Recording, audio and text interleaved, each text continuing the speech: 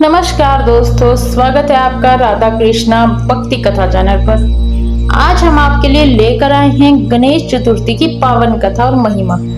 आइए जानते हैं इस पर्व का महत्व, पूजा विधि और सही तरीके से हमें गणपति बापा का कैसे स्वागत करना है वो जान लेते हैं। सबसे पहले हम जानेंगे गणेश चतुर्थी की कथा। कहते हैं माता पार्वती ने अपने शरीर के उपटन से गणेश जी की रचना की, उन्हें द्वार पर पहरा देने के लिए खड़ा कर दिया। जब भगवान शिव लौटे और गणेश जी ने उन्हें रोक दिया तो क्रोधित होकर शिव जी ने उनका मस्तक ही काट दिया। अब माता पार्वती तो क्रोधित हो गई। तब शिव जी ने गणेश जी के धड़ पर हाथी का सिर लगाकर उन्हें पुनः जीवित कर दिया और कहा, तुम प्रथम पूज्य रहोगे, तुम बिना तुम्हारे सिमरन के कोई भी शुभ कार्य प्रारंभ हो ही नहीं सकता। इसी कारण गणेश चतुर्थी का विशेष महत्व माना गया है। अब मूर्ति का चयन कैसे करें? कोशिश करें कि मिट्टी या शिल्पकारों द्वारा बनाई गई पर्यावरण अनुकूल मूर्ति ही घर पर लाए। मूर्ति में गणेश जी की सूंड बाई और हो तो बहुत शुभ माना गया है। मूर्ति ज्यादा बड़ी ना हो ताकि विसर्जन सरल और पर्यावरण हितैषी हो सके।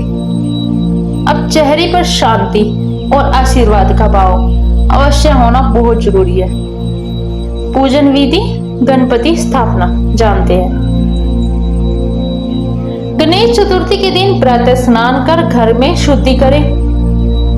गणपति के सामने जल लेकर संकल्प लेना और उनसे आशीर्वाद मांगे जरूर। गणेश जी का पंचामृत स्नान कराएं, जैसे दूध, दही, घी, शहद और गंगा जल से।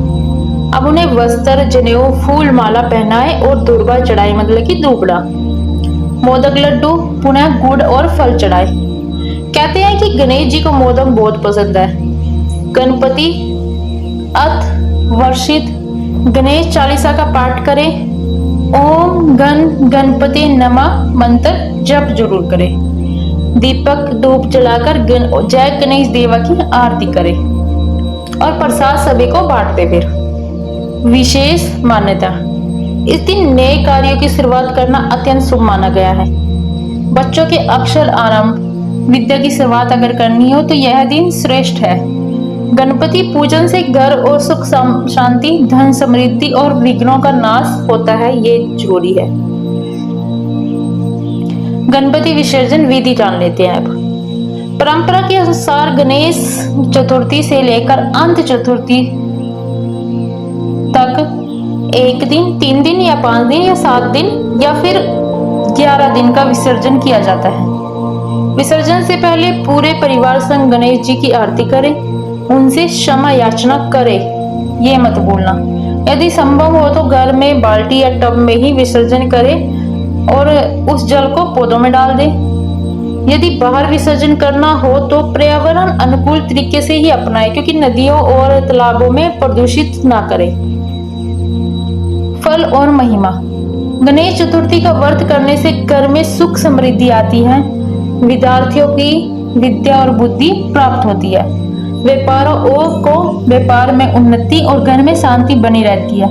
संकट और विघ्न दूर हो ही जाती हैं। सावधानियां कौन सी हैं, ये जरूर सुन के जाना। मूर्ति हमेशा पवित्र मन से स्थापित करें। पूजा स्थल पर अशुद्धियां ना रखें। पूजन के दौरान क्रोध, कलह, नकारात्मक से बचे। विसर्जन में प्लास्टर और पेरिस, मतलब कि पीओपी की मूर्तियों से बचे।